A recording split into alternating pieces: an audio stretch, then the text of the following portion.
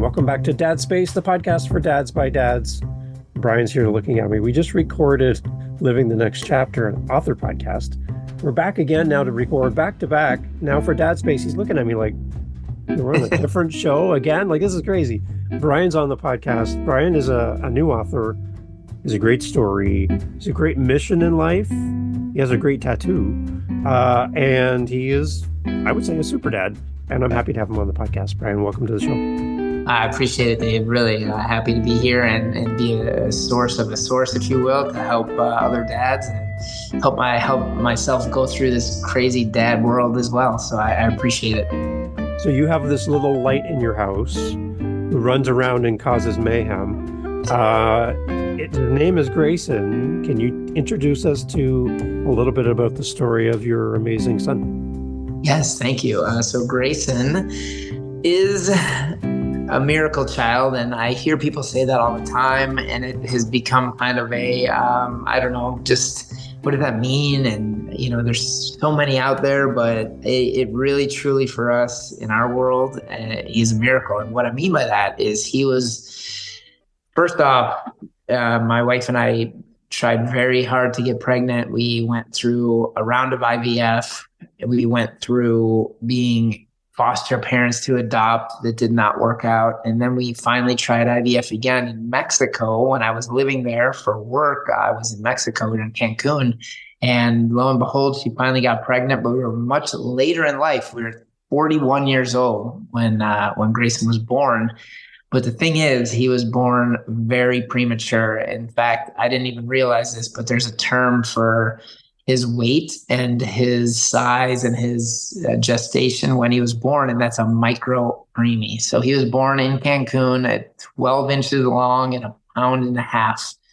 And it was an absolute struggle to save his life. Ultimately, we transferred him to Miami, and he was in the NICU for 105 total days.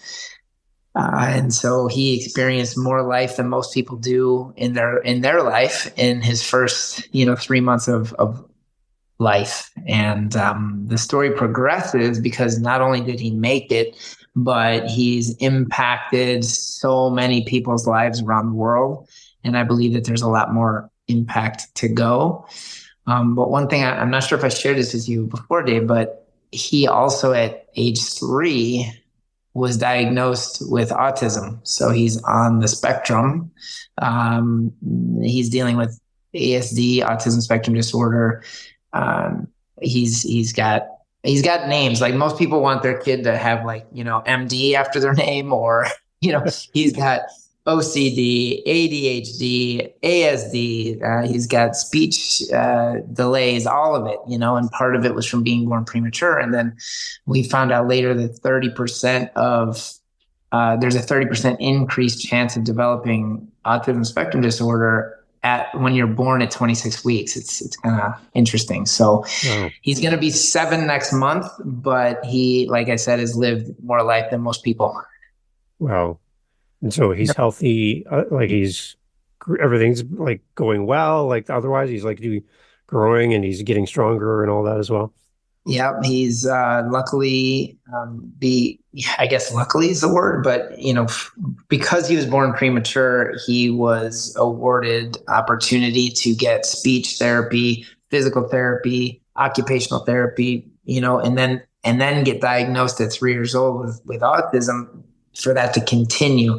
So not only does he go to school full time, but then he has full-time therapy as well. And that, I think, has contributed a lot to his development. And so he is running around and, for what he's been through, he's definitely healthy and vivacious and learning every day. And we're just super grateful. So when I have 3 kids, when my kids were born, I felt like they were so fragile. Right. We had full-term birth for all 3 of our kids, but I felt like I'm like, please don't let me hold this. I'm going to drop it. I'm going to do something. I'm going to break this thing. Yeah. For a point of reference for a Micro-Preemie, give us a point of reference. So as we're listening to this, we have some kind of sense of how big Grayson was. And how do you hold a baby that size? Like, what do you do? Like when you finally get a chance to do that? Bro. That's the thing that you just hit on. When you finally get a chance, that chance didn't come until at least a month after he was born, between 3 weeks and four weeks after he was born. But when he was born, he was, if you just put in context, so a subway foot long, right? He's 12 inches long. That's his whole body, and he weighs 1.5 pounds, which is approximately 4 bananas. And so if you just look at those two things, it's like, you got to be kidding me. How do you hold him? You can't. He's got wires, he's got IVs, he's got tubes going down his nose, in his throat to feed him. So you don't hold him. And that is a devastating thing for especially the mom, but also a dad. I mean, it's like, I don't even want to hold him, which is the weirdest feeling ever, because you feel absolutely like you're going to break him. Yeah. I mean, he could fit in one hand, like, and have it be nothing. Yeah. So being that dad in that room, all the beeping sounds, all the things going off, all these wires and machines going off, and you're just sitting there, and I'm sure you have moments where your wife is resting, or you just have time with Grayson. It's the two of you in that space. Where does your mind go in those moments? Where do you, like, for me, again, as a new dad, I can remember feeling how inadequate I felt. And we talked before we had recorded that the doctor told me when, we were delivering, that there was nobody there for me in that moment, and jokingly, that if I pass out, then no one's catching me.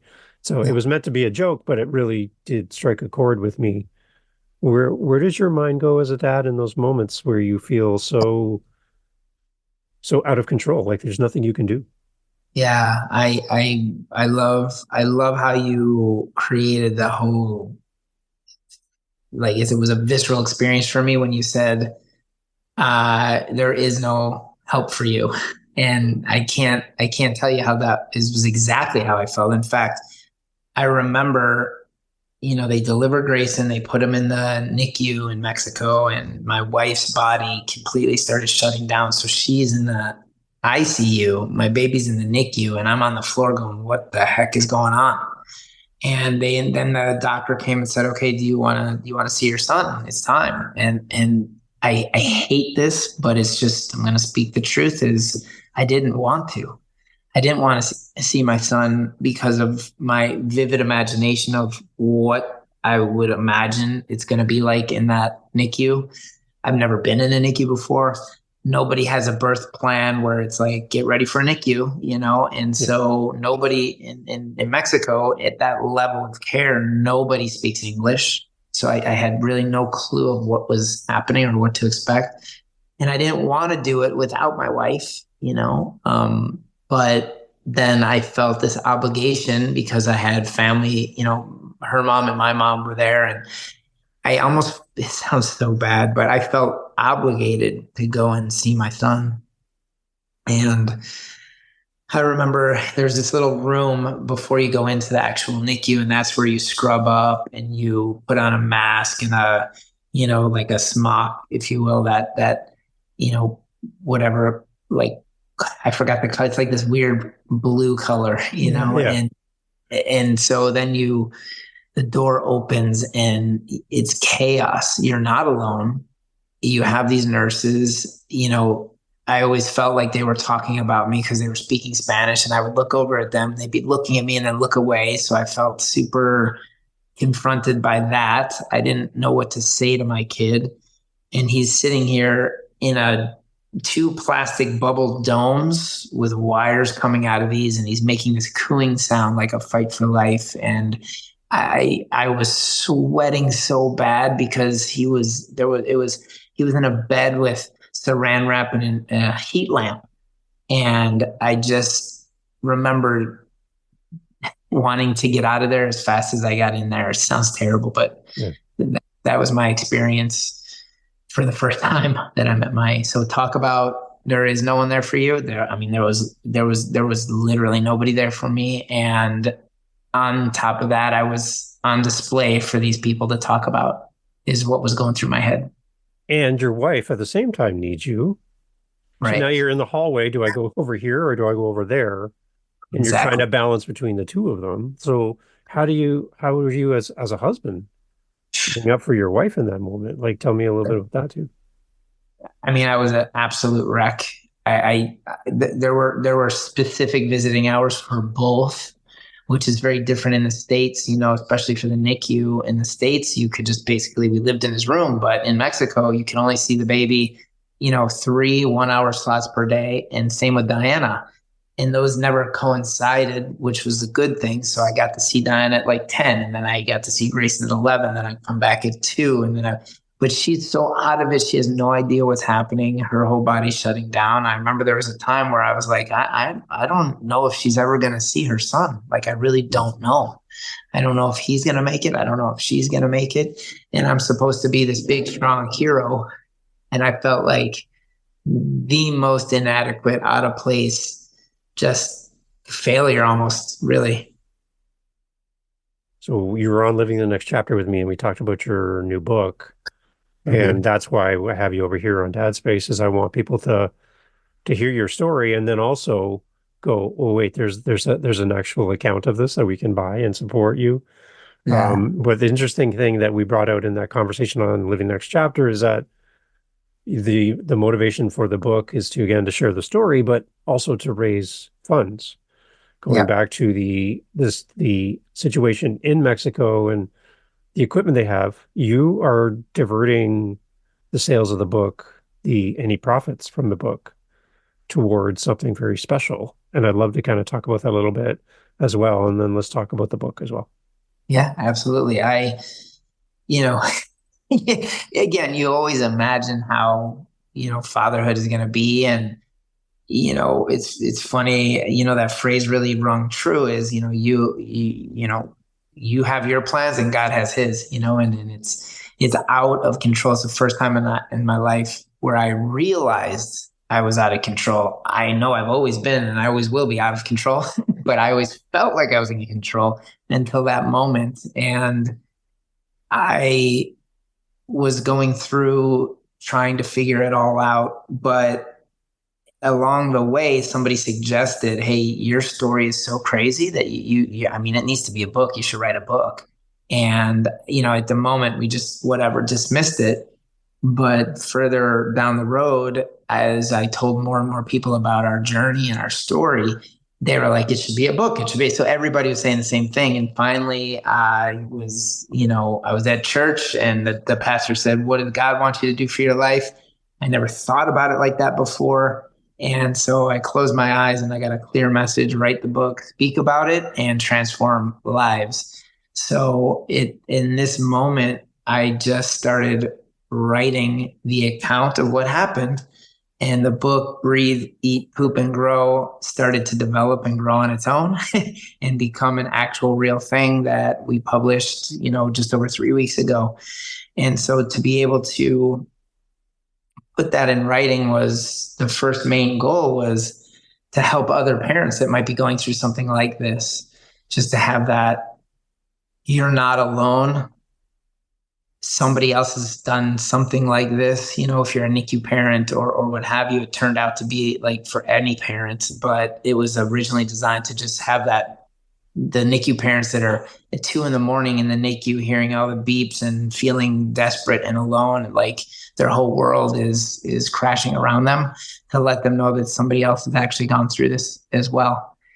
And we got so much help and support, not only with just everything, people did fundraisers for us. We had, a lasagna night at a restaurant in Bucerias, Mexico, where all the profits went to help us and transfer Grayson to the States. And we had bands come together. We had people donated part of their sales from their makeup. I mean, it was just incredible. We had a salsa dance company have an event.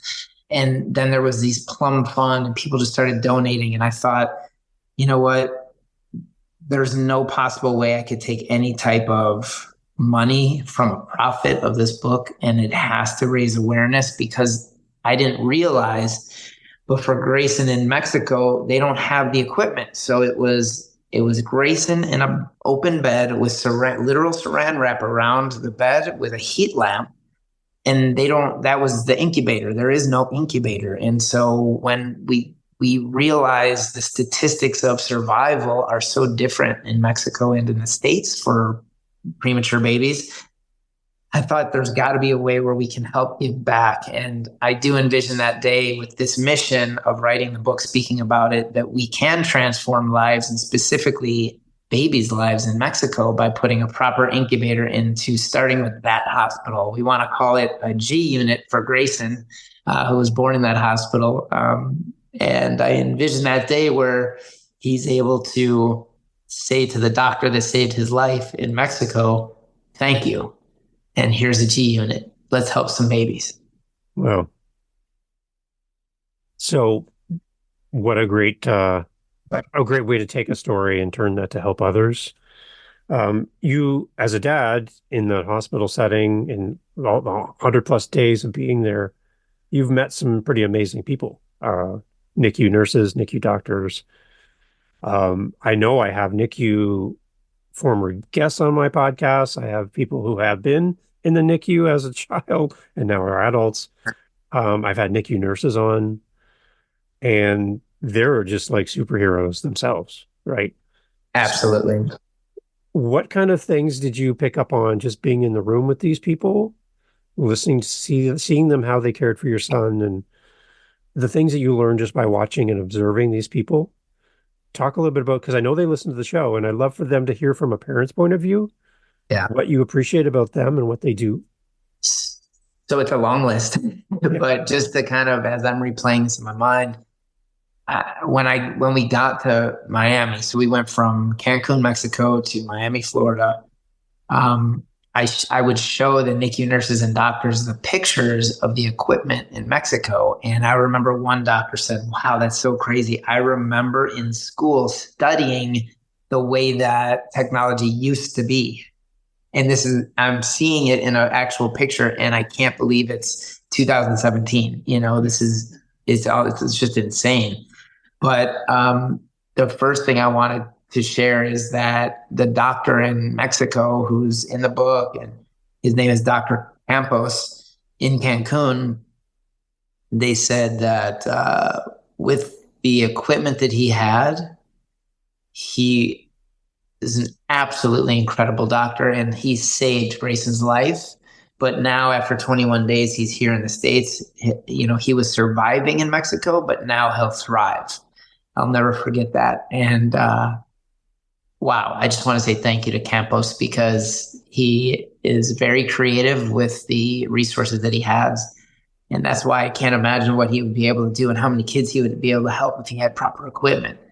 But then, yes, there's NICU nurses, there's NICU doctors, and then, they're dealing with a multitude of different things. I remember in Miami, we would hear helicopters come in almost by the hour. It was just one kid had this issue. It's not all just preemies and micro-preemies. Yeah. But there are specific nurses that are kind of start to specialize. And so there's, NICU nurses that are for premature babies, but then there's ones that are specifically for micro-preemies, which Grayson was. And they're incredible, caring, funny. I remember one nurse, Diana was having issue producing milk, and the nurse was like, you need a Guinness. You just have some Guinness beer. It'll work. Don't worry. This old time nurse, she's the OG. And that was the same nurse who finally, after a month, she was changing Grayson and doing his dressings and so forth, and just gave Grayson to Diana to hold for the first time. But there was other nurses that they were like, oh, not yet. It was the nurses themselves are learning and understanding this whole thing. But this old time nurse, she felt so secure and comfortable that it was the first one that allowed Diana to even hold our baby. So the doctors, if I go to the doctors, they don't play. They're very much in control, confident. There's not a ton of space or room for emotion because of all the things that they're seeing, but that they don't play. They just don't play around, the crew came, the flight crew came and were almost like attached to Grayson, explaining to the NICU doctor when we arrived in Miami all of the things, and he basically just dismissed her and said, I got it from here, you can go. And it was just that confidence that, the confidence he gave us that, why do you do this to me, Dave? The confidence he gave us that Grayson's going to be okay, Yeah. So they're amazing. Also, I just want to give a shout out and apologize to the NICU nurses and doctors. Us as parents are highly, highly emotional and super triggered and are sleep deprived. And we sometimes go off on you guys. And I know that it's not you, it's us and the situation that we're in. But thank you for putting up with us. Crazy emotional parents. I love it. What are you learning now? So Grayson's growing up. He's becoming a real situation, which I love when kids find their groove and find your buttons as a dad. And you're like, yeah, I'm my own person. I'm like, yeah, but that's great. What are you learning as a dad? Like you're new. Every day is a new day for you as a dad, right? Yep. You've never done today ever before. This is brand new. So you're learning new things all the time. You have an amazing son who I can tell everything about you oozes you pride for your son. What are you learning? And maybe some of the resources that you lean on to be a better dad. How do you find those resources? We want to put those links. You mentioned a few that we might be able to share today. What is there for you as a dad to help you be a better dad? Well, yes. So I don't know if I told you this either, but ironically or not ironically, because again, we're not in control per se. 2 years after Grayson was born, Diana, she thought she was going through menopause, like early. And remember, we're older. So we were 41 when he was born. So like 43, she's like, I'm going through the change. I'm going through early. I want to rip your head off. And, I'm having hot flashes and all this kind of stuff. And I was like, geez, this is going to be a long road. But she said, just for, giggles, why don't you grab a pregnancy test on the way home? And I'm like, babe, seriously? We went through 2 rounds of IVF. We tried for 5 years to have a baby. Like there's no possible way. And lo and behold, she naturally got pregnant and was able to carry Nathan through pretty much full term. And so we do have Nathan as well. Yeah, Grayson's going to be 7 next month and Nate will be 5 October 1st. So the two kids is a very interesting interaction. And so then I just shared with you that Grayson is diagnosed with autism. Nathan is not. So he's a neurotypical kid. Grayson's neurodivergent. And so it's kind of every day is different is an understatement. I think that Grayson gets highly triggered and emotional over what you and I would think would be the silliest, not emotional triggered things that you think of. But if I could put it in a context, Grayson is like, that fight or flight response. You're either in fight or flight, fight or flight, fight or flight. He lives 100% of his day in that type of emotional state. So it could be, I yell at Nathan and Grayson starts crying uncontrollably, because I'm upset with Nathan or anything. So I think for us and for me, there's a lot of times there's extreme guilt, because I allow myself to get emotionally triggered when Grayson gets triggered or when Nathan does something silly and I forget that he's 4 and not 40. And so I have guilt after, I'll yell or scream or what have you. And then later going, what am I doing? Like I suck as a father. They don't know. They're 7 and they're 6 and 4. But I also have to give myself some grace because I've never been through this before. And, go back and I tell my kids, listen, daddy did this. Do you remember? Yeah, you yelled at me, whatever. And I said, listen, I did it for this reason and it wasn't right. I want to be able to tell you that I love you and it was daddy's issue, had nothing to do with you. And I'm sorry I yelled at you. If it was that route, if it's something else where they need to learn a lesson and it might be safety or something like that, it's different. But for the most part, it's more me going, what the heck am I doing? I need to be the adult and kind of, mature up, if you will. And so that happens more often than I'd like to admit, even though I'm admitting it now. But there's this resource that I found that I really love. My mentor actually shared it with me, and that is called All Pro Dad. All Pro Dad. You can go onto their website and then sign up for the daily emails. And it's really simple. It takes a minute every day. And they usually have 3 to 5 tips at different stages of fatherhood on things that you can just start to put into practice and into play. But also there's things about, your wife and how you can make sure that you guys are on the same page and creating time for yourself. So it's like overall being a dad, it's not just about the kids as well. But I really recommend that resource to all dads who I've shared it to almost on a daily basis. They also have their version of the mom one. It's called iMom. And so just really great resources to put yourself in check. And there's one more thing if you want, I could just go on. Or if you want keep going. I'm making notes as we go. I love these.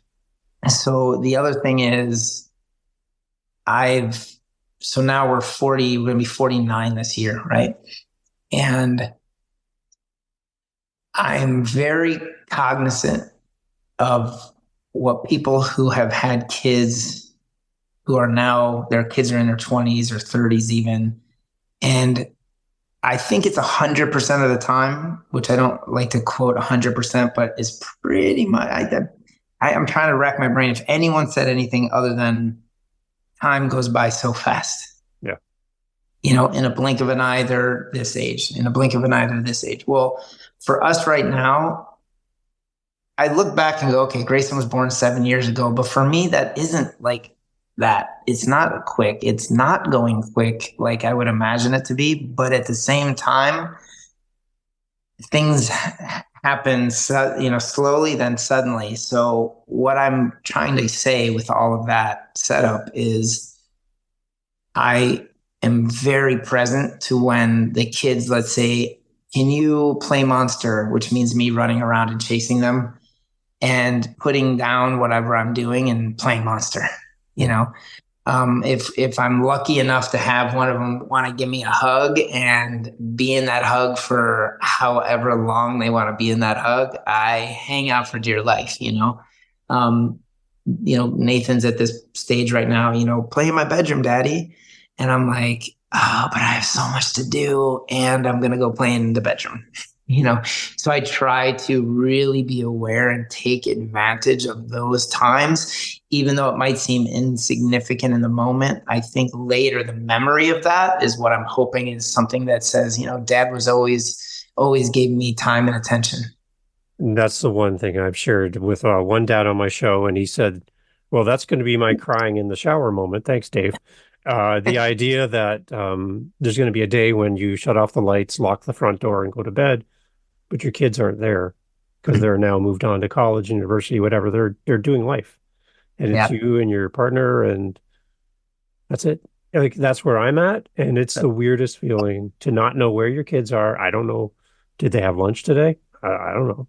I have no idea where they are. I have no idea. Like, maybe you get a text here and there. Yeah. They're off doing life, right? And I think that's the sign of a good parent, is to raise your kids to the point where they're going to be fine because you were able to pour into them and be the monster chasing them around the house. Those are memories and things that are going to shape them. And you did a good job when you get to that part where you can go to bed, lock the front door, shut off the lights, and know they're fine. It's a hard brain thing to work through. But you'll get there one day. You'll get there one day. Yeah, I just can't imagine. I mean, it's And I thank you for that, because it's just again brings home that, what do we have? We have like 18 summers. Right. We have, you know what I mean? It's like, dang, half of them are already gone. So You yeah, know, someone explained it to me this way, Brian. They said you actually have 19 summers. okay, Like 19 years is how they said it. 19 years. The first 18 you're going to have with your kids around you, and that'll be a full calendar year for 18 years. The 19th year is the remainder of your time with them, spread oh, over little pieces of here and there, Christmas dinners and birthdays, and they're off to college and university. You're going to have moments that add up to the 19th year spread out over the rest of your life. And I'm like, wow, oh, wow, that one stung a little. it That sure does. one definitely stings. Uh, One thing to talk about too, and I would love to point you in this direction, Brian. Back on episode 12 of Dad Space, I had Sean Fry on my podcast. Sean Fry right. came on to talk about he has two daughters with autism. Okay. He himself has Asperger's. Mhm. So he came on to talk about how his kids, his girls, how they show love. And so it was a great conversation because he says, like, we don't, my girls don't understand why touch means love. They don't get that. Right. So for his girls, when they walk to school and walk home, they know that their dad loves acorns. That's something Okay. that he thinks are valuable, and he just made a comment. He likes them. So how his girls show him love is they pick up pocketfuls of acorns and bring them home to him. And he Love has a that. big glass jar overflowing with acorns. And that's how his girls say, I love you. Yeah. Because Wow. the words don't mean the same to them as to other children might experience that. Yep. And it was so interesting to get that kind of view from a So, dad's perspective and how to yeah, connect with your kids, right, in a very special way. So that's yeah. episode 12. Oh, Very I will interesting definitely check. conversation. Yeah, I'll definitely check that out. I love that because exactly what you said. I mean, when I say I'm lucky enough to get a hug, that's from Nathan. Yeah. Yeah. Yeah. Grayson definitely is don't no touch. Yeah. Don't touch him. And so and we're still kind of going through that.